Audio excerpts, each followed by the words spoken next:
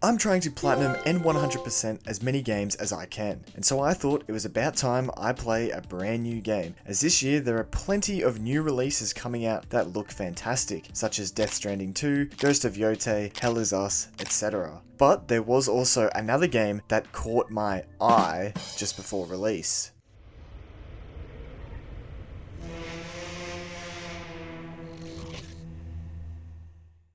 MindsEye released on the 10th of June 2025, developed by Build a Rocket Boy for PS5, Xbox Series and PC. And unfortunately, the marketing did a very good job of convincing me to buy the game, despite there being plenty of warning signs. Yes, that's right, this game is honestly not very good, but hopefully it should make for a fun video, and the platinum isn't too hard either. So in terms of trophies, there are 30 to collect, including the platinum, and I hope that they never bring out DLC trophies in the future either. There are only a few miscellaneous trophies, with the rest being related to the story, so without further ado, let's get right into the interesting platinum journey for MindsEye. Also, quick little tangent, but I just realized in the official release trailer, they tease a Hitman collab at the very end, which I had no idea about. And honestly, I have no words. What the hell? Of course, as all platinum journeys start, we begin by booting up the game. And after agreeing to the terms and conditions without any warning, we are thrown straight into the story. And we begin by getting introduced to a military group that appears to be on some sort of assignment. And part of this group, we are introduced to our main character of the game, Jacob Diaz. And he is shown to be the drone pilot specialist, as he sends out a drone to scout ahead in the storm. And it turns out they are here to scout an ancient underground tomb sort of thing. And so Jacob, using his drone, is able to get inside and start exploring. And whilst exploring, there's one room that appears to be very alien-like, with a glowing symbol on the wall. But as the drone gets closer to take a look, it appears that some sort of lightning comes out of the symbol and corrupts the drone's technology, before it turns around and starts to fly back outside. But before we find out what happens, the game cuts to the title screen. And then following that, it cuts to 3 years later, back with Jacob Diaz, who now has long hair and a beard and is no longer in the military. Instead, he is now in Red Rock City. And upon his arrival, he heads to a house where we are introduced to his best friend, Seb. And it turns out that Seb is letting Jacob crash at his place. But before Jacob can get set up in his spare room, he all of a sudden gets a flashback to that night in the army, where it appears that Jacob was also corrupted and had no control of the drone, as it appears the drone starts to attack his squad. But we don't really find out anymore, as Seb wakes Jacob up from his trance. And here Seb notices some sort of implant behind Jacob's ear, but Jacob tells him not to worry about it. And instead he reveals that his memory has been blurred and he doesn't really remember much from his time in the army. And so, with Seb somewhat convinced that Jacob is alright, it is here we are revealed that the reason Jacob has come to Red Rock City is because Seb has been able to get him a job with the company that he works for. And as part of the job, instead of getting a new phone, we get a brand new lens, which is pretty much a contact lens that acts as a phone. And so before any gameplay, this is where we get our first trophy. Through a different lens. First trophy? Welcome to Red Rock. Hell yeah, dude. And so now that we had our lens, it was time to head off for our first day of work. And so this next cutscene kinda acts as world building, as it shows us what the futuristic city of Red Rock is like, as everything looks very high tech and there are a lot of robots roaming the streets. And then we also get our first taste of gameplay, as we get to move and look around and control Jacob. Damn, what in the 30 FPS is this? And that's one thing I noticed straight away about this game, is that the FPS does not keep up with the graphics, which is kinda disappointing considering this is a PS5 game. Because visually, I think this game is really impressive, it's just the FPS is low, and there is also a bunch of pop-in as well, with textures always appearing later than they should. So not off to a great start, but continuing on, we head on a train out to the Silver Factory on the outskirts of Red Rock City, which is where Seb works, and Jacob has also got his new job now. It turns out though that Jacob is working a different job compared to Seb, as Jacob instead heads inside to meet with a new character called Kerry Rigby, who is the head of security. And so of course that means Jacob is now working in security underneath her now. And this is where we get a tour of the facility and we actually get our first taste of the driving in this game, which I'm not going to lie, the driving in this game is actually very clean and I found it quite satisfying. Anyway, we eventually arrive at the central security hub of Silver Corporation, which by the way is also just some sort of high-tech company, and of course that is why security is so important. Here we receive our uniform, a bulletproof silver vest, and we are also given our first sidearm. We are then given our first task, which is to deal with some security robots that are showing abnormal behavior. On the way, we have to pick up the facilities manager who will take us to the robots, and it turns out the facility manager is of course Seb. And from there, we head out to the perimeter of the factory where we find the robots, and using our sidearm, we are tasked with taking them out. And so this is our first taste of gunplay. Oh, that's right, we got this from doing the pre-order, eh? Getting to use your gun on the first day. Someone won the lottery. I do not get out of here. Wait, so that's all we had to do, was just destroy them? Okay. And as you can probably tell from the slight disappointment in my voice and the very lackluster gameplay, the gun gameplay isn't necessarily bad, it's just very basic and could definitely be improved on, as there's just nothing really special about it. Anyway, following that we dropped Seb off before heading back to the central security hub, where Kerry tasks us with another mission. And this time we have to use the security cameras to track an employee who is suspected of trying to steal hardware from the company. And I can't lie, this whole section is super boring, as it's pretty much just switching between different security cameras and literally watching him as he walks out of the factory. But surprisingly, for doing this, we actually get our second trophy of the game. I Spy. Tracked Conti through the factory. Okay.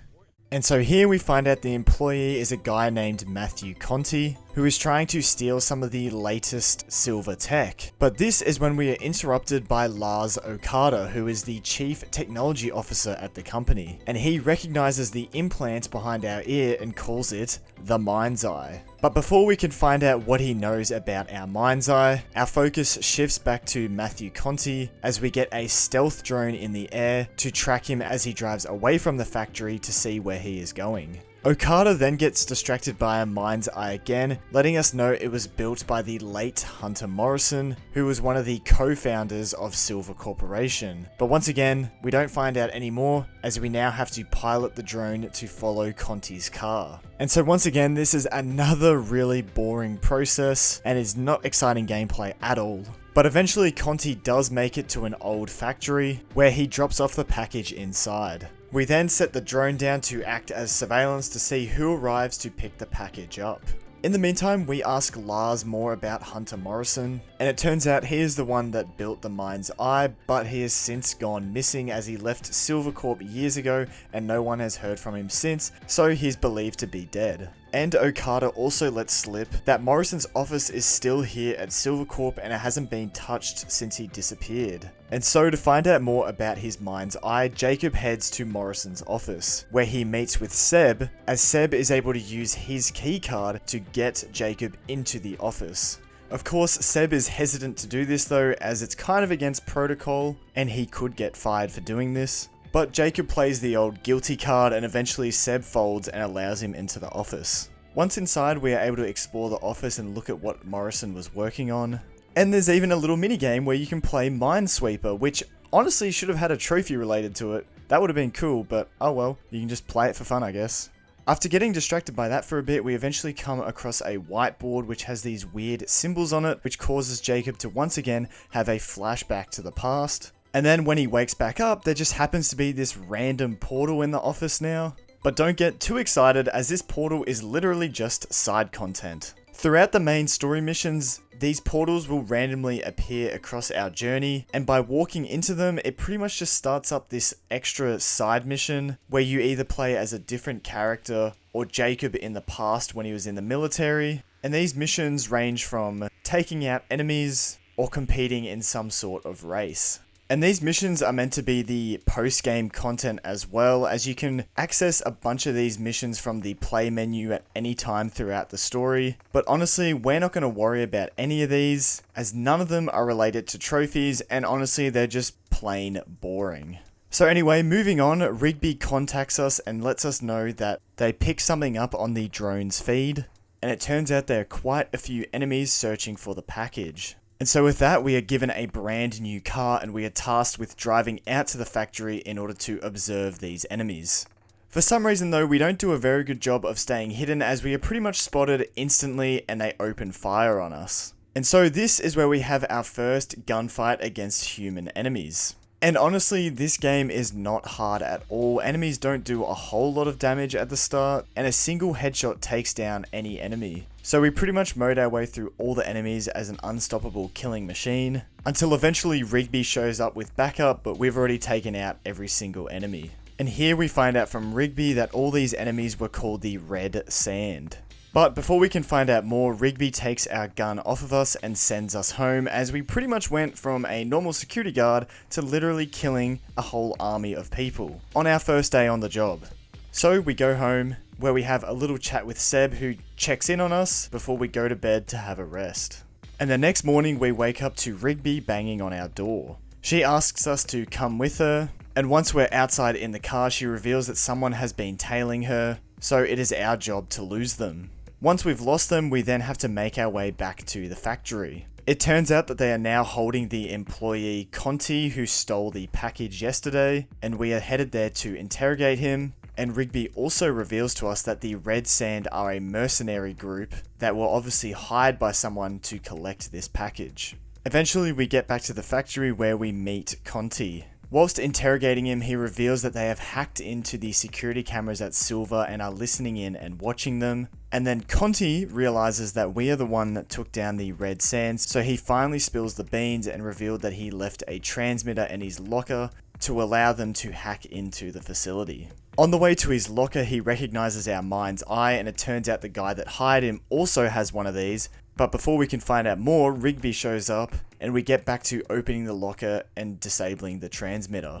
But in a surprise turn of events, as soon as Conti opens up his locker, the transmitter explodes. Luckily, Jacob and Rigby were far enough away from the blast, but Conti was not so lucky, and so Jacob starts CPR on him, which for some reason they decided to turn into a minigame. But for successfully completing this minigame, we will get a trophy. And just as a side note, I'm pretty sure this is unmissable, as if you fail this section, you have to keep replaying it until you get it right.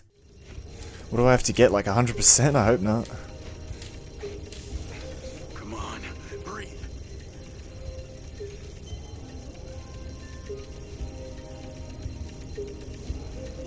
Yes! Raised anatomy! Saved Conti after the explosion. Let's go! I knew that was a trophy.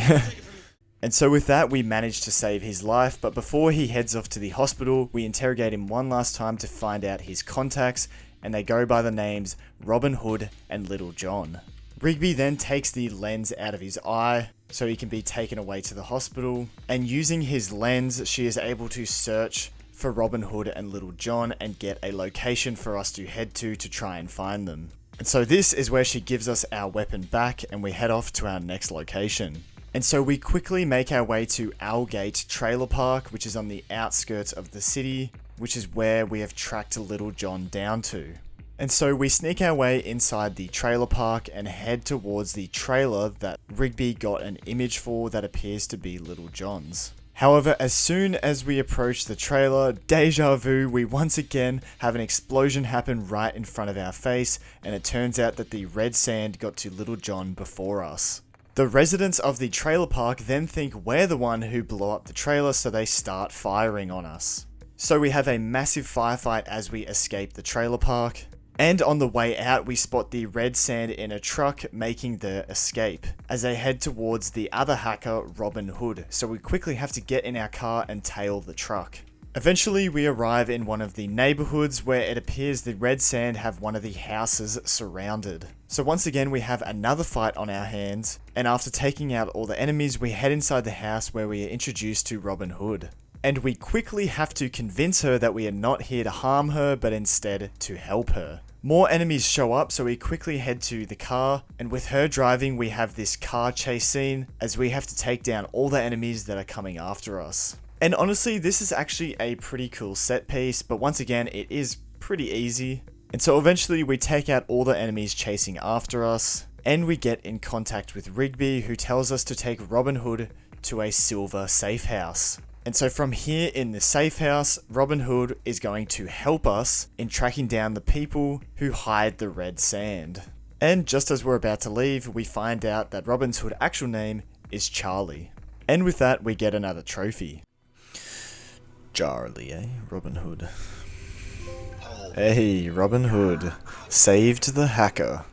Following that, we make our way back to Silver Factory. Once we make it back to the factory, we then start getting interrogated by Rigby, as she wants to know why we went into Morrison's office, as of course she has security footage of it. But as we explain to her why we came here to find out more about our MindsEye, she gets a call from a character named Claudia, and it turns out we have been summoned to meet Marco Silva himself, who is the other co-founder of the corporation. And so with that, we drive our way over to the Marco Silva residence, where we meet Claudia, who is Marco's assistant, who then takes us to meet Marco Silva himself. And the reason that he's called us in is he wants us to be his bodyguard at a party that he's going to. And to get there, we are able to pilot a sky car for the first time, which is essentially just a helicopter. And at this point, I realized that Red Rock is pretty much meant to be Las Vegas, as there are quite a few landmarks that are essentially one for one, and obviously it's a city in the desert.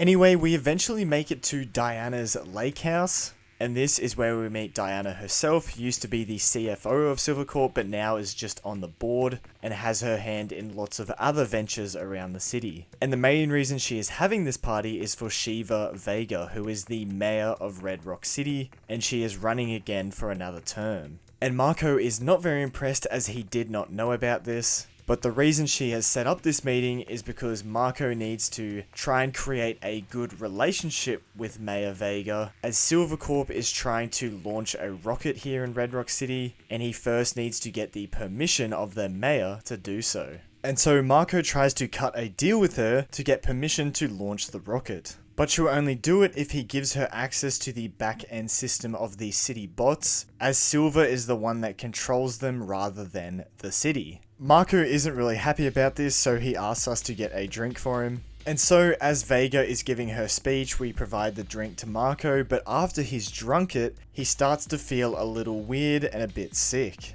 And so he orders us to get him out of there. But as we're leaving, some mercenaries show up, taking us out with a taser and kidnapping Marco. And they also blow up our sky car, so we have to chase them down on foot. But here is where I was able to get my first miscellaneous trophy. Oh, my aim. Oh my god. They do not give up. Oh, one shot, one kill. Eliminate 50 enemies with headshots. Nice. My aim is better with the pistol than like the SMGs. It's kind of sad actually.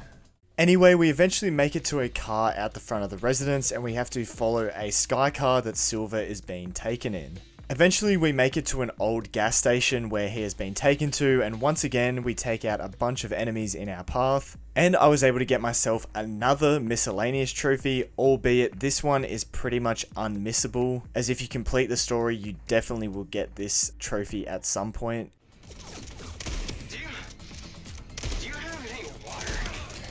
Come on, oh my god.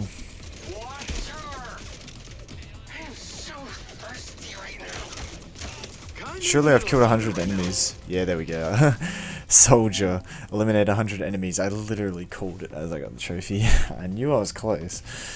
Been killing a lot of enemies in this mission. Anyway, we eventually take out all the enemies and make it to the sky car that Silver is in. And from there we fly him back to his house. Back at the house, Claudia is able to test him, and essentially he was drugged. And so we take him to his oxygen chamber, which will reverse the effects. But just as we're about to leave to give him time to heal, he tells us to get some equipment for him as he will have a job for us soon. And so using the help of Charlie, we are able to order a replacement lens and a pincer drone, as this is the surveillance equipment that we will be using. And by the time we arrive back at Seb's house, a drone is already dropping the equipment off. And we get another story trophy. Good first impression. Met the boss and saved his life. So now with the pincer drone and lens replacement, we head to the address that Silver has given us, and with the help of Charlie, we find out that it is actually the residence of Claudia, who is of course Silver's assistant, so he obviously has some suspicion that she is working against him. And so we park up outside the apartment building and dispatch the pincer drone with the lens. We then take control of it and fly it all the way up to the top of the building to enter in through the air conditioning duct. And I didn't realize until later on, but this level has one of the only missable trophies in the game, which is for getting the pincer drone all the way to Claudia's apartment without taking any damage. Luckily, when I say missable, this game has level replay, so I can easily replay this when I finish the game later on. So we'll have to leave this trophy for later. As I, of course, took damage straight away, as you have to land the drone when the wind picks up in the air vent, or else your drone will get sent flying backwards, and if you hit the wall, you will take damage, which I did. Eventually, I was able to make it inside Claudia's apartment, and once inside, we do some flying around in order to find clues around her apartment, including a map of the trailer park with Little John's trailer circled, and suitcases that are packed ready to go as if she is going to leave.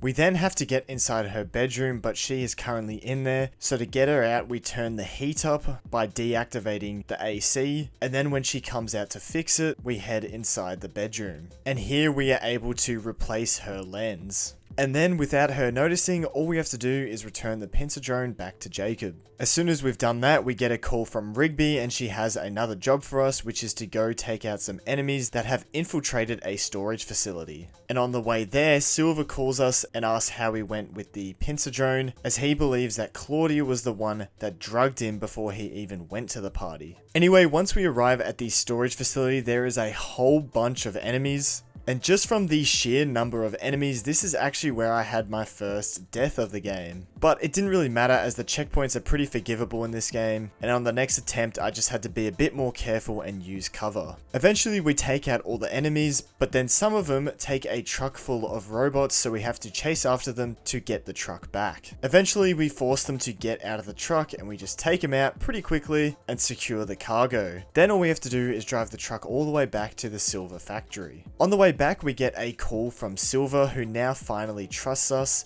and as a reward for helping him out, he gives us the offer that he can get Okada to turn our mind's eye back on so we can regain our memories and also make us stronger. And so when we arrive back at the factory with the truck, we head inside to meet Okada. Once inside, Okada instructs us to sit on this machine, which will allow him to fix our implant and turn it back on. And once he activates it, we get another flashback as Jacob regains some of his memory, as it shows him getting discharged from the army. We then jump back to present day, where everything appears to have worked, and we are also introduced to our brand new DC-2 companion drone, which is connected to our mind's eye. And for the rest of the game, we will be able to use this little guy in combat and completing missions. We also get a brand new security vest, which allows us to store and charge the drone. Okada then gives us a job to go look at a malfunctioning robot to test out our new drone. And here I got another story related trophy.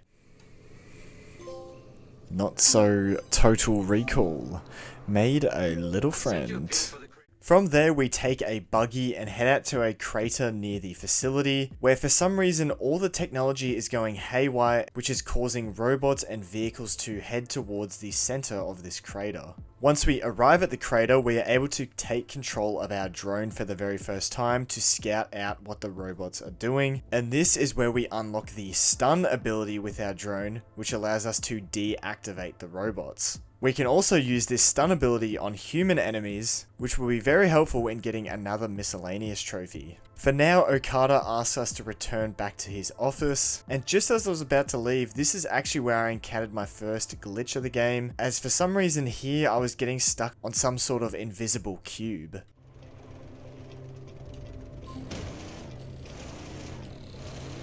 What was that crater before you started? There's literally throwing nothing in bars front of in me. it? What the f... It's by a meteor strike in prehistoric times. What happened to the meteor? There's literally nothing here, bro. What the f... Taken away. This game is so No glitchy. things. What the f... Luckily, I was able to just drive around it. Back at the factory, Okada starts to look into why the robots were malfunctioning before we are interrupted by Rigby and this other guy. And this other guy is Travis Conrad, who is the head of security for Mayor Vega. And in the flashback we just had, he was the guy that made us discharge from the military. His character will become a little bit more important later on. For now, we head back outside to our car and contact Charlie as she has found out a lead for us on Hunter Morrison. So we head to the Macedonian Hotel where we can find Morrison's old apartment, and using our new drone companion we are able to break inside. However, it turns out we're not the only ones here, as there are a bunch of mercenaries inside the apartment as well. But with the use of our new drone stun ability, we are able to take them out pretty quickly. Then through some exploration of his office, we find a safe behind a painting, and here we have another little mini game, which for completing I get another trophy. The mechanism. Stop it at the right moment. Nice going.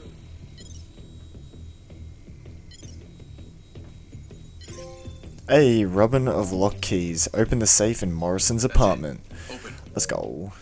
In the safe we find some kind of legal papers, so we take a screenshot and send it to Charlie to figure out, as we have to make our way out of the apartment.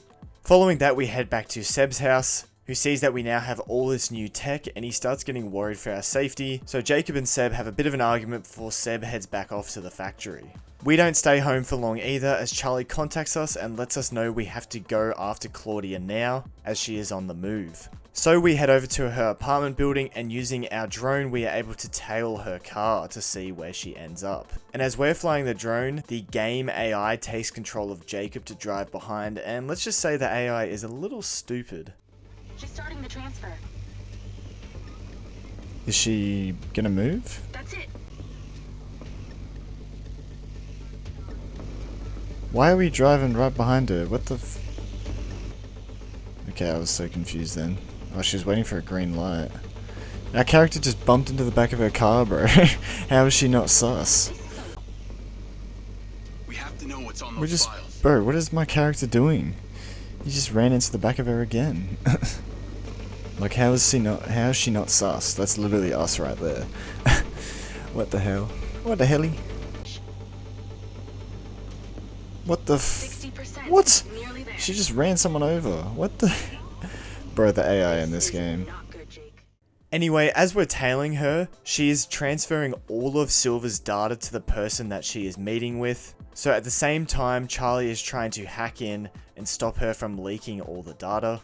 Through our drone, we are able to download all the files that she is transferring, but in order to actually stop her from doing the transfer, we have to chase after her. So we track her to a nearby parking lot, and like I said, our character was way too sus as she realized that we were tailing her as she ambushes us with a bunch of mercenaries. So of course that means we have to survive the attack and make our way out of the parking garage. So then we can make it back outside to our car and give chase to Claudia once again.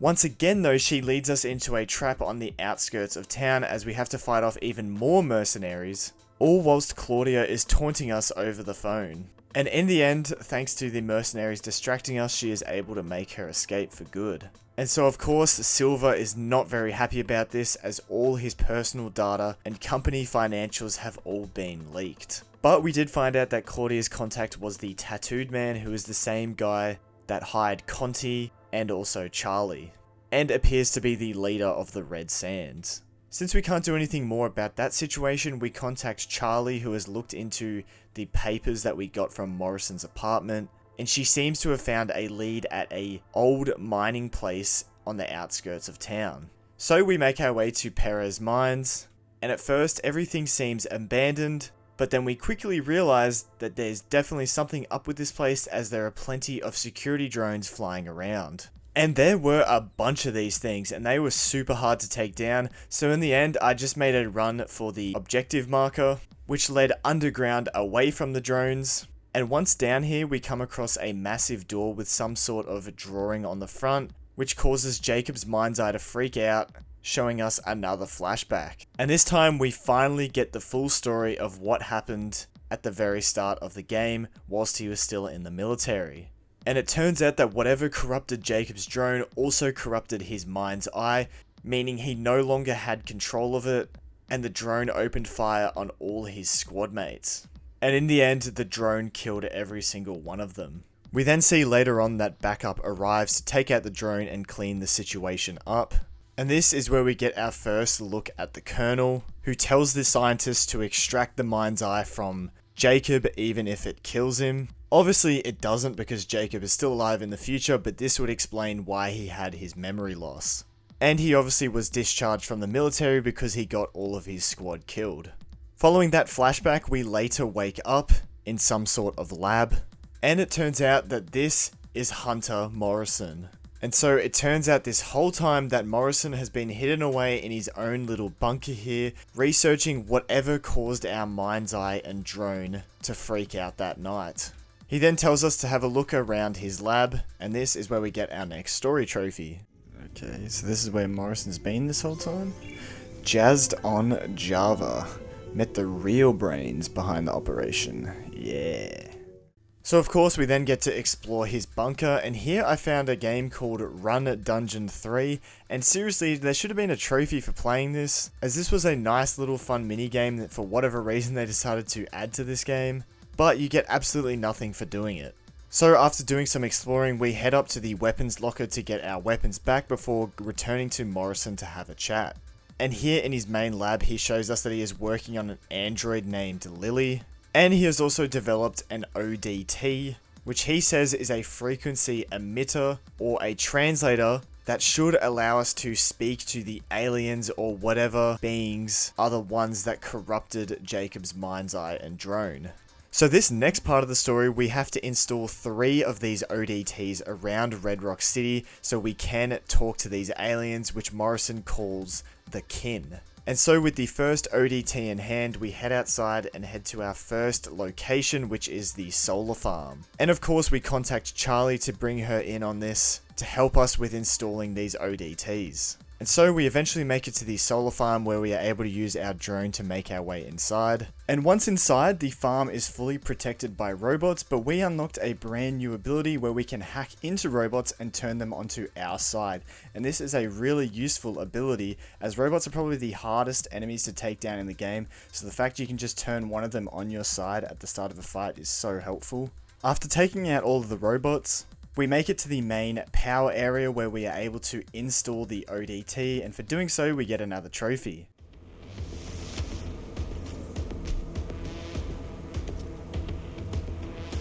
It's installed. A robotic blind spot. Installed the ODT in the solar farm. Nice. After that, all we had to do was make our way back to the Jeep and escape from the solar farm. We then start heading back to Morrison's to get the second ODT. But on the way back, we end up getting a call from Travis Conrad, who was the head of security for Maya Vega. Well, it turns out he was also on that mission when our drone went haywire and he managed to survive. And now he wants us to do something for him. And he pretty much threatens us that if we refuse to work for him, he will hurt Seb or Charlie. So we reluctantly accept and head to a nearby construction site. And here Travis has left us a sniper rifle, and he gets us to do some target practice with it. He then agrees that we're ready and he'll be in touch with us when he needs us. Following that, we head back to Morrison's bunker to get the second ODT, and while we're here I experienced another glitch where I couldn't see what was on the screen he was showing me. Strong. What, the hieroglyphs? There's literally nothing on the screen. Oh. I've been able to decipher that they're a combination of Minoan, Aztec, Sumerian. They all share yes. a mother tongue, but this one symbol, I don't know. I love how I can't Peace see them. Over and over again. Good one, game.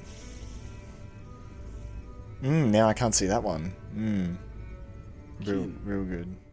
Anyway, we grab the second ODT and make our way out. And this time we're off to Red Rock Penitentiary, aka the prison. And with the help of Charlie, we are able to sneak our way inside by pretending to be a robot repairman. And then using our companion drone, we are able to open the door from the outside to actually get further inside the prison. And for the first time in this game, we've actually got a stealth mission, as we have to make it past all of the robots without being spotted, or else we will fail the mission. And the only reason this was somewhat hard is because I kept trying to rush my way through, but all I had to do was be patient, as you can use your lens to scan the area and see the vision cones on the robots to see where you can and can't go. Eventually we make it to the control room where we have to reroute the power from the switchboard, but we have to keep the power going towards the alarm so it doesn't go off. So once again, for completing another minigame / puzzle, we get a trophy. When this is done, you only have 50 seconds until the power reboots to get there.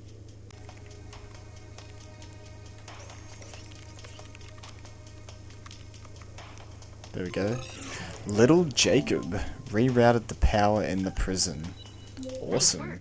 As soon as we do that, we quickly have to head upstairs to the roof, as we've got 50 seconds to install the ODT and head back down. Once we've done that, all we gotta do is sneak our way back to the start of the prison. So again, just some more basic stealth. Then we just exit out the way we came in without any of the security ever noticing. And for some reason, at the end of this mission, we also get another trophy. Hey, we gotta be sneaky, Charlie. Sneaky. Breaking in is certainly easier than breaking out. Boom, another trophy. Good for today. That was easy. Following that, Travis contacts us and tells us to go to Red Rock Hospital ASAP. And once there, we make our way to the roof, as Travis needs us to tie up a loose end using our sniper rifle.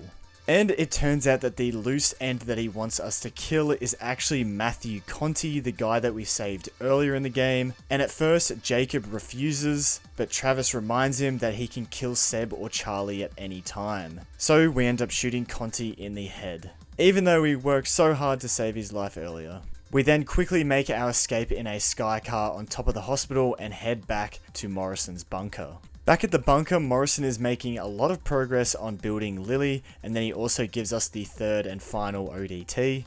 Using the sky car, we actually need to head back to Silver Factory, as we need to place the third ODT on the loader that carries Silver's rocket.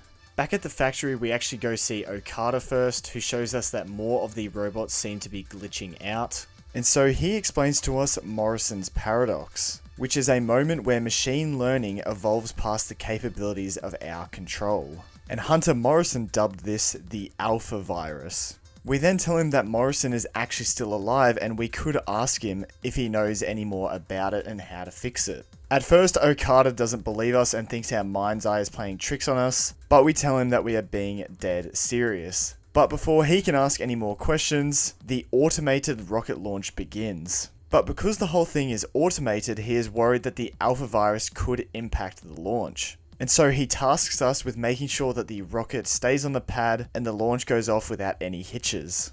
We also make a promise to him that we will take him to Dr. Morrison when this is all over with.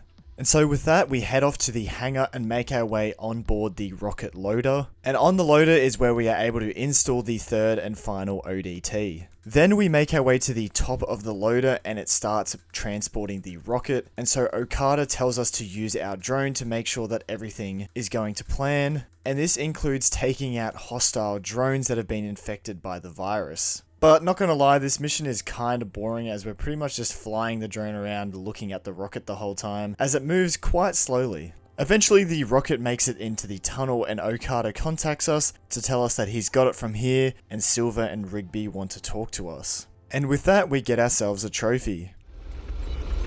Hey, it looked bigger in the photos. Saw Silver's really big toy and left a little present. Following that, we meet up with Silver and Rigby, and he explains that we are off to catch Maya Vega in the act, as she is trying to sell silver tech to the military. And so with Rigby's help, we are able to hack our way into the location, and once inside, we are able to confront Vega about what she's doing. However, this is also where we get the big reveal that her military buyer is General Lamry. And it appears that Travis and the tattooed man are both working for him. And he orders Travis to capture Silver. But just as he's about to do so, all the technology in the area starts to go haywire, thanks to the virus. And so the robots start attacking everyone, including shooting Maya Vega. And so now it's pretty much a fight for survival, as we have to protect Silver and escape the hangar.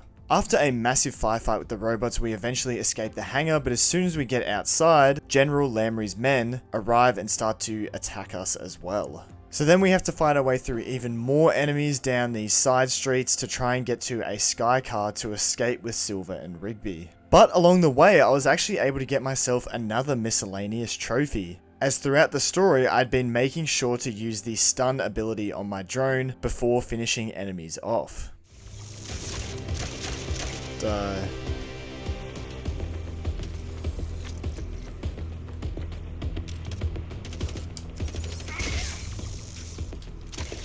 Hey, there we go. Finisher. Eliminate 50 enemies that are stunned. I've been going for that. Let's go. At this point though, I was about halfway to the sky car, so I still had lots of enemies to take out to get there. But eventually we make it there.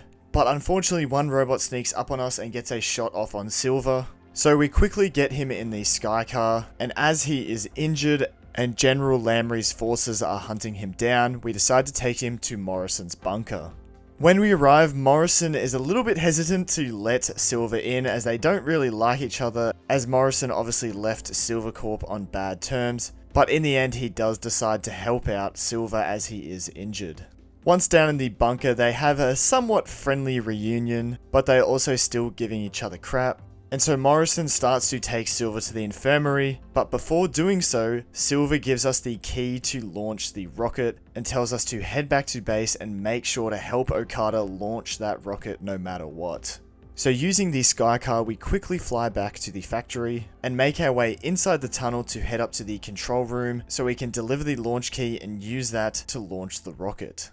Echo 2, flight go for launch, ensuring pressure. 2, 1. Echo 2, flight T-minus 10, 9, 8, 7, 6, 5, 4, 3, 2,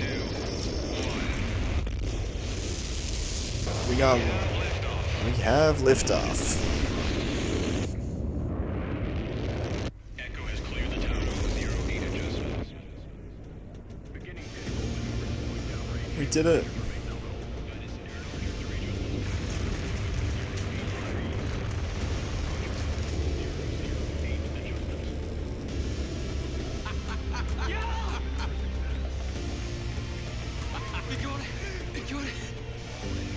Hey, we did it. Everyone's happy. Oh my god. We did it. Holy shit. I know.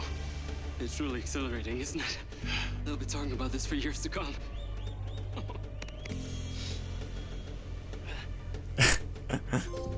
I started last week. Red Rock is the new Houston. Following that, we fly over to meet Charlie to check on her, and she is freaking out as Silver Corp has been compromised as someone has used her server credentials to dox her, which includes freezing her bank accounts and also leaking all her public data. And so now she's worried that General Lamry and his forces are going to find her. We of course promise to help her as we offer to take her somewhere else, but our conversation is interrupted as Morrison gives us a call and tells us to get over to the Vert Fontaine as quick as possible. So unfortunately we gotta go, but we promise Charlie that we will figure it out and help her no matter what, and Jacob tells her to stay here for now until we get back, and she reluctantly agrees. And so with that, we quickly fly over to the building that Morrison told us about. And when we get there, it turns out that Morrison, Silver, and Diana are all there already. And after some bickering and squabbling, Morrison tells us all to shut up and watch what his machine can do as he activates all the ODTs to converge to this one area. And this causes some sort of rift to open up in the sky above Red Rock, as Morrison is trying to make contact and communicate with the kin. This causes Jacob to see a vision of the future as General Lamry has captured some sort of orb and now has a full robot army. Speak of the devil, because as soon as we wake up, it turns out that General Lamry has arrived with his forces in a bunch of skycars, letting us know that Red Rock City is now under martial law, as Mayor Vega was able to survive getting shot by the robots, but then now has twisted the story that Silver's robots attacked her on his orders. So now she has put the whole city into martial law, with General Lamry leading the military to capture Silver. But we also find out that contacting the kin has messed with all the technology in the city, as more of the technology and robots start to malfunction and turn on the people. And so with that, Jacob orders Silver and Morrison to get to the sky car and get out of there, as we will cover them and also get another trophy. Oh god. Collect call. Contacted someone or something. Once again, we are back in another massive firefight as we have to escape off the roof by getting to a sky car and flying away. However, as soon as we start flying away in the sky car, we are hit by a missile and we go down, crashing into the ground. And so now, with the help of Rigby piloting a drone, she tries to find us the best escape route to get away from all of Lamry's forces. And so once again, the game throws us into another massive firefight with even more enemies than last time. Eventually, Rigby is able to guide us to a car, and using that car we are able to escape the enemies and dodge all their roadblocks until we make it to the bunker. However, the military is already there, so once again, we have even more shooting to do. And so finally, after like 20 minutes of just straight gunplay, we take out all the enemies and robots until we make it down to Morrison's lab, where we plant some C4 to get inside as they have locked themselves inside.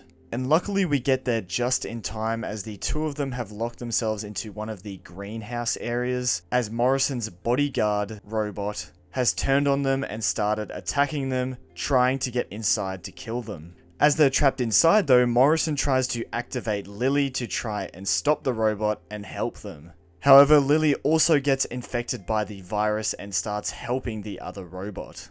And when I say helping, the robot literally picks her up and starts using her face as a battering ram. And I could not help but laugh because this just looks so goofy. But luckily this is when Jacob arrives, and so the robot tosses Lily aside, who is now busted, and we are tasked with destroying the robot. Which in the end was super easy, as I just hid behind some cover and kept stunning it until it was destroyed. We then open up the door to let Morrison and Silver out. And Morrison explains that these two robots were in prototype and never should have been able to be turned on. And so they examine the robot's head that attacked them, which reveals that it was indeed infected by the virus, as the AI is self-evolving and was able to corrupt Lily peer-to-peer offline, which shouldn't be possible. And so Jacob comes to the conclusion that the whole system needs to be shut down, including Silvercorp, as he tells them about the vision he had of Lamry, who was commanding an entire army of these robots. So Morrison agrees with us, but Silver is very reluctant, as obviously this is his entire life's work. But with no other choice, Marco decides to side with us and allow us to shut down the whole system using his credentials. So it is now our job to take Morrison back to the factory to do so, whilst Silver stays behind to recover from his injury. And following this cutscene, I got myself another trophy. Hey, crushed lily. The flower may crumble, but they can grow again. Of course though, now to get Morrison out of the bunker, we have to fight our way through even more enemies, until eventually we are able to make it back to our car outside. However, as we're driving to the factory, a bunch of the robots arrive in trucks behind us, and they are so quick that they are able to run and keep up with the car, and one of them takes out a wheel, causing the whole car to flip. When we come to, Morrison is being dragged away by Lamry's men, and as we're trying to crawl after him, Claudia arrives, takes out our lens, and then knocks us out. We wake up in the boot of her car at gunpoint. She then orders us to get out and start heading towards a shovel in the ground. We are then told to start digging our own grave, and this is turned into another one of those mini-games. And so once again, similar to the CPR mini-game, for completing this we get another trophy.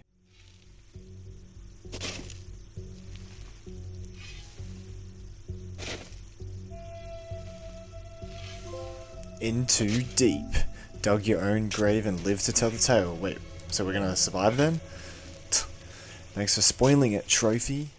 So after that very exciting gameplay and then the trophy popping, we of course pretty much spoilt that we are going to survive this, as a bunch of enemies show up and start firing on both of us before Claudia can kill us. We both quickly rush behind Claudia's car to get cover, and we are able to convince her to give us a gun as she tells us a sniper rifle is in the back seat.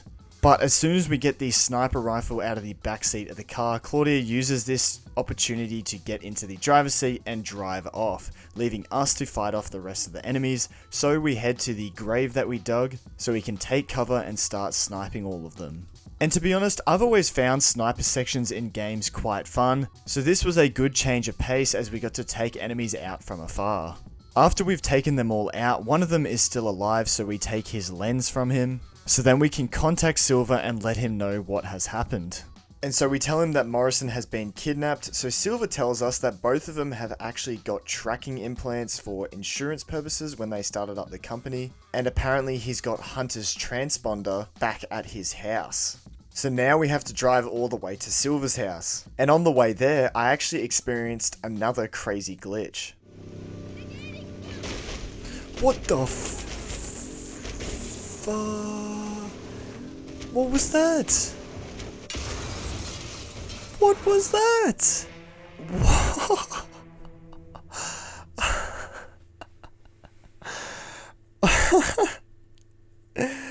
Oh my god, that's crazy. So yeah, that was unexpected to say the least. But anyway, I just restarted and made my way to Silver's. Of course, when we get there though, the military has already taken Silver's house. And so once again, we've got a bunch more enemies to fight our way through. After taking them all out though, we head to Silver's office where we are able to open his safe and retrieve the transponder. We then once again fight our way through the house to get to the drone pad. However, just as we get to the pad, a sky car lands, so we quickly hide so we can eavesdrop on the conversation. And it turns out to be a radio call between Lamry's two lackeys, Travis and the tattooed man whose name is Bert. And currently Travis is on his way to Silver's factory to round up Okada and all the other staff, and Bert is looking for us, but because he can't find us, Travis instead gives him the idea to head to Charlie's apartment to eliminate her instead. In our ears, Silver tells us to get to the factory instead, but of course we cannot leave Charlie behind, so instead we grab a car and head towards her apartment instead. Silver tries to warn us that Bert is virtually impossible to kill as he's pretty much a cyborg because he got life-threatening injuries in the mission at the start of the game. He was pretty much brought back to life by being given robotic limbs and implants. Despite these warnings though, Jacob still heads to the apartment to save Charlie. And upon getting there, he gets into a shootout with Bert, who then takes Charlie hostage up to the roof. And here we find out that Bert has pretty much been wishing revenge upon us ever since he got all those injuries from the drone that Jacob was piloting, even though Jacob had no control over it. Luckily, Charlie is able to pull the old bite of the arm just as Bert is about to shoot us, but this causes Charlie to get shot instead as she tries to run away. This then triggers a gameplay sequence, but for some reason, instead of having a boss fight against Bert, instead we just fight a bunch of combat drones instead.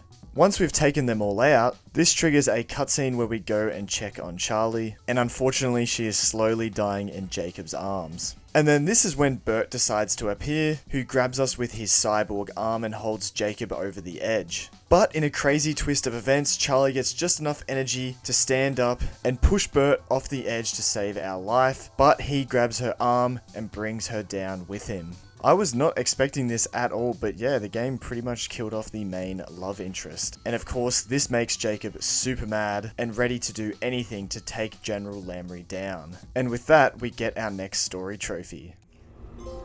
Swan songs and swan dives. To the greenwood they go. What? No way she died, bro. Jacob, you there?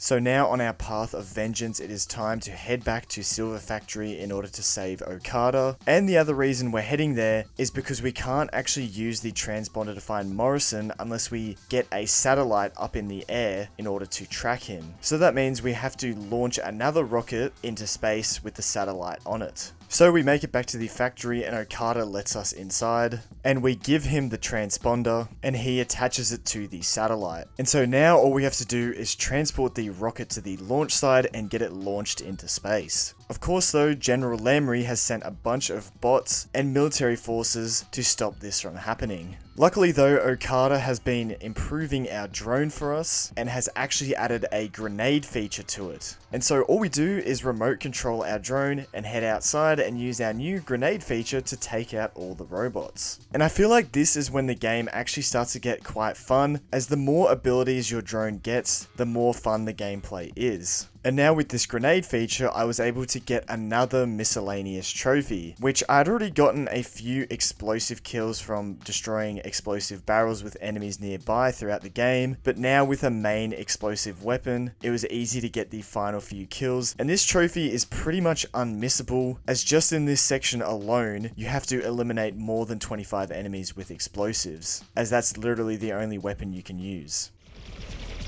In other words, the closer. Boom!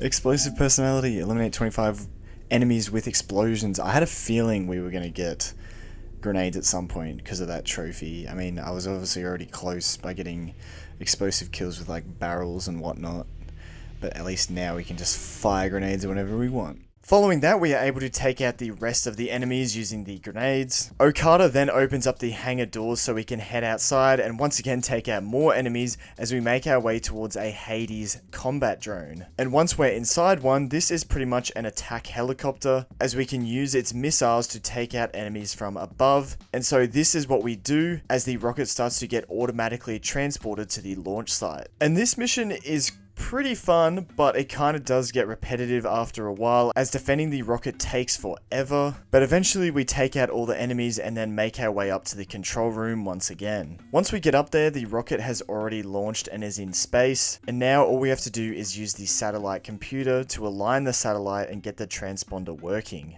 And of course they decided to turn this into a minigame as well, but the controls were so bad for this and so confusing, and it took me a hot minute just to figure out what I was doing and to perfectly align the triangle. And for a second there, I thought I was going to fail, as you have a fuel meter, and if that runs out, obviously you can no longer control the satellite and I would have had to restart all over again, but luckily I got there in the end.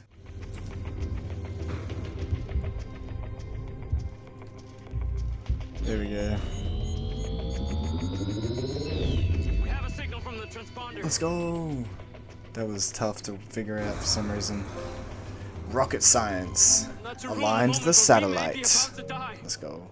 As soon as we've aligned the satellites, a bunch of robots breach the control room and start attacking both Jacob and Okada. And all seems lost as the robots just keep coming and coming, with Jacob just barely holding them off. But thankfully, out of nowhere, Rigby crash lands a sky car into the control room in order to save us. And so Jacob tells Rigby to take Okada and get out of there, as he will hold them off. And after covering them so they can get away, we use the broken window to also make our escape down the mountain. Following that, we head back to the factory in order to save Seb, as he is still stuck in there. And whilst we're here, we get a call from Charlie, but it's not actually her. It turns out to be Bert, who somehow survived the fall. Eventually we make it up to the roof where we find Seb, and we tell him to take a sky car to Morrison's old penthouse where he will be safe. We get in our own sky car and head off to the location where Morrison's signal is. And it turns out that where Morrison is a very similar underground tomb that started this whole story. So we make our way down the ladder and start exploring, which gets us another trophy. Call Silva. I have no memory of this place. Found the source of it all. Shit. I think we're getting to the end game now. And so we start exploring this underground tomb, which by the looks of it was made by the kin, as it all looks very alien. And so of course you can't have a game with an underground tomb without including some puzzles in it. So we first have to solve this pattern on the wall, which honestly was quite easy. And then in the next room we have a crystal puzzle, as we have to put the crystals in the right places in order to transfer the energy to the doors. And at first this one was very confusing, but once I realized what it wanted me to do, it honestly wasn't that hard, and you can kind of just brute force it with trial trial and error anyway. And after solving that puzzle, it opens up a door to allow us to continue exploring. And this is when we get to the next room, which looks very alien and is actually the exact same as the one we saw at the beginning of the game in the original tomb. And the same thing happens as these symbols on the wall shock our drone, and for some reason this causes these pods to open up, revealing these alien looking skeletons that appear to have been dead or gone for a while. And for some reason this time around, instead of our drone getting corrupted and going haywire, it instead gives our drone the power of the kin, making the stun ability more powerful, and gets us a trophy too. Oh, Lesser Key of Solomon. This is where it all started. Unlock the full potential of the companion drone. Has been gifted the power of the kin. This is enhanced the stun ability. Oh, okay. Interesting. I did not expect that trophy. Moving on, we continue to explore this underground tomb until we get to another puzzle area. And once again, this one was also quite confusing, but through some trial and error and honestly just brute forcing it, I was able to solve it, which unlocked a trophy.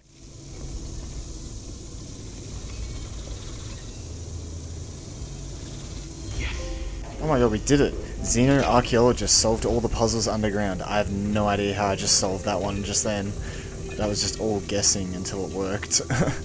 Solving that puzzle opens up another door, and this is where we get to the section of the tomb that is under control by General Lamry, as it appears he has been researching this place for quite a while. As in the next room, we find him interrogating Morrison. And after threatening him with Bert's cyborg arm, Morrison agrees to activate some sort of device. And by doing this, the energy orb that we saw in an earlier vision appears. General Lamry then gets some sort of capture device and uses that to take the energy orb. Lamry then takes it with him and then orders his men to give Morrison a good death. For some reason, instead of just killing him straight away though, Bert ties him up and leaves him behind, which allows Jacob to save Morrison. Now that we've got Morrison, all we have to do is fight our way out of this tomb. And this was my first opportunity to use the new upgraded stun, and it is no longer just a stun as it insta-kills human enemies, which made fighting my way out even easier. However, just as we're about to leave, some metal doors open revealing Bert, and the game throws us into remote control of our drone, and it says to capture him alive, so we use our stun ability over and over again until he goes down permanently. This triggers a cutscene where his robotic arm is no longer working, so we demand to know where Lamry is going, but unfortunately Bert does not talk. Morrison then stops Jacob from shooting Bert. However, his arm starts to go haywire, which seems to be controlled by Jacob himself, as Bert points the gun towards his head and pulls the trigger. And so Jacob seems to have got his revenge for Charlie. More enemies then arrive as backup, so it is our cue to get out of there, and this is where we get ourselves another trophy. Oh, bionic malfunction. That is going to leave a mess. Oh my god, that is so diabolical, that trophy description. Following that, we fight our way through a bunch of enemies until we make it back up to the surface with Morrison. However, back up top, even more enemies arrive, and after we've defeated all those enemies, we then get a vehicle and drive all the way back to Morrison's bunker. However, the drive back is not very smooth as there is military everywhere. But we eventually make it back and meet up with the gang, including Okada, Rigby, and Silver. They have all been back at the lab keeping track of things, and they tell us that a bunch of the city's robots are heading towards some sort of power source, which is probably where Lamry is with the orb. And they have figured out that the orb is a self-sustaining energy source which could change the world. And so obviously in the wrong hands, it can be very dangerous. So we have to obviously get it back from Lamry and save the day. So Jacob and Rigby decide to head back to the underground tomb to follow Lamry's tracks and save the day, whilst the other three stay behind in the lab to keep an eye on things from afar. So once again, we end up back where we just were, this time with Rigby though. And of course, this time, instead of solving puzzles, we are instead fighting our way through waves of enemies. Until eventually we make it to the tunnel tunnel that Bert came out of. And this time we are able to continue on as Rigby takes the driver's seat and we get to take the gunner seat to take all the enemies down. And this whole sequence reminded me a lot of the Doomsday sequence in GTA Online in Act 3, I believe it is, of the Doomsday heist, where you drive through these underground tunnels, taking down enemies using the car's turret. We eventually make it to the end of the tunnel with Rigby, where we find some sort of science lab where Lamry has been experimenting with all the alien tech from the underground tomb. And luckily I was listening to the dialogue here. That weapon, what is it? Wait, can we take this weapon? I don't know. Skin doob. Do some damage with this. Fully charge the weapon of fire. Hitting them head on. More hostiles. Oh my god. Got your back. Not only was this a really good weapon, but this was also tied to a missable trophy, as this trophy requires you to collect every single weapon in the game, and all of them you just get by completing the main story, except for this one alien weapon, which you technically can just run past and not pick up, and that is why it's missable. But now that I had picked it up, that meant I was guaranteed to get the trophy when I got the final weapon, which didn't take long as Rigby and Jacob discover Lamry's army of robots, which we of course saw in the vision earlier as well. And in the very next room we have to fight one of these guys, and luckily our new weapon takes it out in one hit, and this new type of enemy drops a new type of weapon. Oh, wait, sticks and stones collect all main campaign weapons. Wait, did I just pick up a new weapon detect? A claymore. Oh, it's a robot weapon, okay. So now with our full arsenal and weapons all coming together, it was time for the final push in this game and fighting even more waves of enemies. Eventually we make it above ground where we find out that the military base was connected to this science lab and the underground tomb all along. And so now it's literally just fighting through waves of enemies to get to higher ground to try and spot where Lamry may be. Once we do make it to high ground, we see the orb glowing off in the distance in one of the hangars, so that's where we head. Once again, fighting our way through even more enemies. Eventually we make it to the hangar, but we get surprise attacked as Rigby gets shot, and then we are surrounded by Lamry and a bunch of his robots. Lamry does the typical evil guy thing as he tries to convince us to join his side, as he is preparing for the kin to return and take this world back. But luckily we are saved by Silver, Morrison and Okada as they send the satellite flying in, landing on the hangar and causing the orb to malfunction. Lamry is obviously extremely angry after this and grabs a gun to finish us off, but luckily Rigby is there to save the day and she shoots him to save us. You would think the game would end there as we have saved the day, but then for some reason all the robots decide to reboot and they all start searching for the orb. When they find it, they take it, and then they all start to drive away in some trucks. And so now we have to chase after the robots to stop them from using the orb for bad. And so as we're chasing them, we have to take out a bunch of other robots as well, and Silver and Okada contact us and let us know that they've shut down all of the Silver servers, so none of the bots should be working, but it seems that the virus or orb or kin have taken control of these robots and they're acting on their own. And if we don't stop them from using the orb, this virus could spread globally within days, affecting everybody's technology. So in order to stop the robots, we have to destroy the orb which is powering them. Eventually we make it into the city where we are taken out by a remote controlled car, so then we have to continue on foot. Rigby tells us to leave her behind as she is still wounded by her gunshot, and so this is the final stand of the game as we have to fight our way through waves of robots in order to get to the orb. And so if you can't tell already, this game is very repetitive, which isn't always necessarily a bad thing, but the fact that the gunplay is so simple and basic in this game and doesn't really feel the best, then this repetitive gameplay definitely makes the game feel worse. Anyway, we eventually catch up to the robot who has the orb, and they get to a clearing next to a building where the robot activates the orb, which opens up some kind of portal. And after taking out the remaining enemies, Jacob confronts the final robot, and it appears that the robot is trying to get the kin to come through the portal into our world. And I'm just going to let the cutscene play as the ending to this game is so bad in my opinion. Did you know what this is? It's the harvest! And we are the crop. I'm a afraid so, Jacob. What do we do? How do we stop this? My DNA! I'm kin, right? Theoretically. What is going on? I see it now. I know what I have to do. Nobody else is dying for me.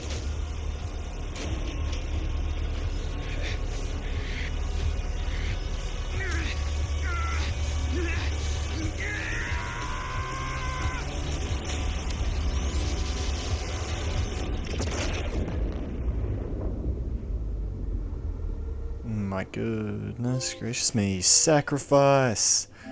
No one else dies. What? There's no wait. How can you just end a game like that? Game director Leslie Benzies, bro. This game was meant to be good because he was the director, man. Needed GTA and whatnot, man. But this game was not that. How is it the ending? What? That's actually crazy. How on earth can that be the ending?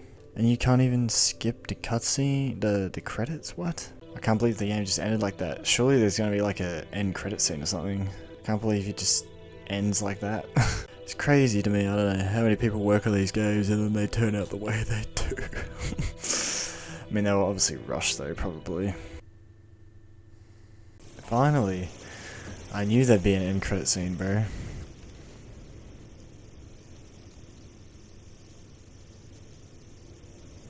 Mind you, this game will probably never get a sequel, but it's interesting to say the least.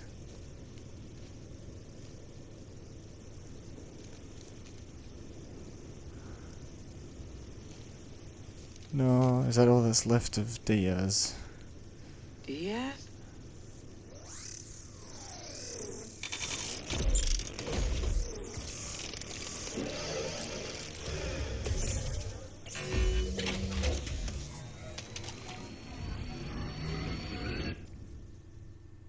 What? What does that even mean? What? Are you kidding me? Thank you for playing and congratulations on completing MindsEye. So yeah, the story abruptly ends with Jacob sacrificing his life and then we get an end credit scene which I have no idea what it means. And following that completion message, the game throws us straight into free roam as some random old dude. What the Who the hell are we playing as? Who the hell is this? Why don't we have our own house? The fuck? Huh? Why are we just some random old dude with can't drink what? I'm so confused. We can turn lights on? Fantastic. What is bro saying? Okay, shut up, bro. I'm so confused right now.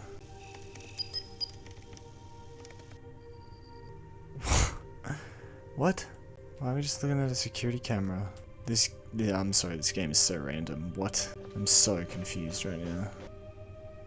Oh yeah, let's open the door. Yes, there was definitely a door there. We actually got like a mini-map where we can see where stuff is. Why would you want a free roam? I'm sorry. What, you can do like races?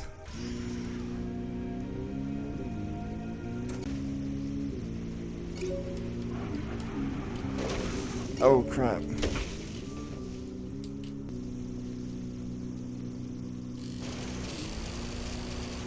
Alright, you know what? I've had enough. This is just dumb. Honestly, no offense to anyone who does, but I seriously have no idea why you would want to free roam in this game. Yes, there was a mini-map up in the top left, but because it's so small, you can't really see where anything is and you can't set any waypoints, which you would think you would be able to do on an actual proper map, but the thing is, in free roam, you actually cannot access a proper map. So you're pretty much just driving around, hoping to find activities that you can do, but even then, they're boring as hell and they don't unlock you or earn you anything. So all I can say is that I'm very thankful that there are no trophies tied to the free roam mode, as all I had to do now was go back and get the final missable trophy that I missed. And thankfully you can replay any story mission in the game from the menu, so this made going for the trophy very simple. But to start off with, I accidentally chose the wrong mission, which I realized about 3 minutes into the mission, so I quickly quit out to start up the correct one. And it was this one called Executive Paranoia. And so this time I made it about 2 minutes into the mission, and it seemed the game just did not want me to get the platinum trophy, as for the first time during this whole playthrough, my game crashed. Oh my god, are you... You're actually kidding me, bro. Oh, I'm going for the final goddamn trophy in this game, and the game crashes. That is literally the first crash I've had in this game. And it's right before I'm about to get to platinum. Oh, are you kidding me? What the heck? That's crazy. Thankfully, on my next attempt, the game did not crash this time, and so now all I had to do was pilot the drone all the way to Claudia's apartment without it taking damage, which honestly is not that hard, you just have to be a bit more careful. That being said, I did fail miserably on my first attempt.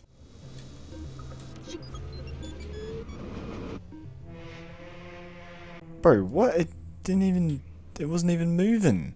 Oh my god, surely that doesn't count as damage, right?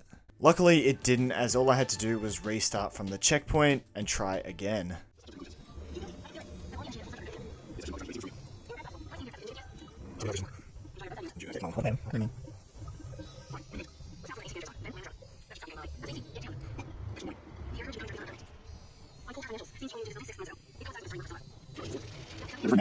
Some dump on the east side. Like I said, maybe Silva pays her well. Hey, there we go, smooth flying. Got the pincer drone to Claudia's apartment without taking damage. Okay, I didn't even know how I took damage last time. But you know what that means? That's the platinum, far out. MindsEye. Complete all other trophies.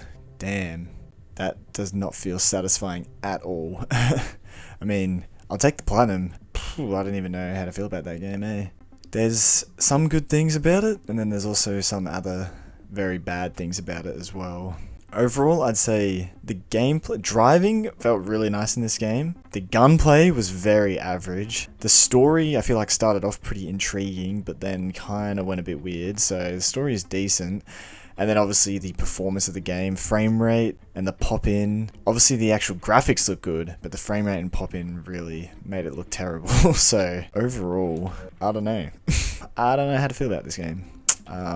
Trophies were easy at least. They were pretty much all story related, and then like a few miscellaneous, but even then the miscellaneous wasn't hard. 15 hours, eh? It took me. So pretty quick, really. Not a hard platinum at all. I don't even know what to say. But you know what I'm gonna do? I'm gonna delete this shit right now. I'm gonna eject the disk. Disk has been ejected, and I am going to uninstall because I am never playing this game again. Hopefully they don't bring out DLC trophies in the future. It's time to start installing Death Stranding 2. Hell yeah, that game is going to be a lot better.